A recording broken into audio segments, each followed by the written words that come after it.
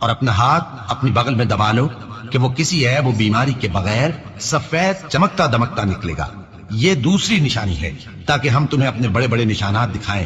تم فرعون کے پاس جاؤ کہ وہ سرکش ہو رہا ہے.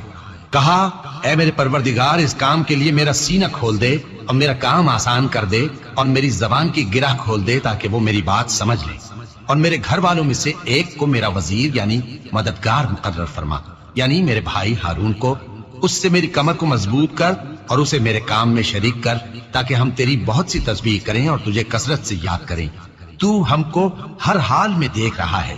فرمایا موسیٰ تمہاری دعا قبول کی گئی اور ہم نے تم پر ایک بار اور بھی احسان کیا تھا جب ہم نے تمہاری والدہ کو الہام کیا تھا جو تمہیں بتایا جاتا ہے. وہ یہ تھا کہ اسے یعنی موسیٰ کو صندوق میں رکھو پھر اس صندوق کو دریا میں ڈال دو تو دریا اس کو کنارے پر ڈال دے گا اور میرا اور اس کا دشمن اسے اٹھا لے گا.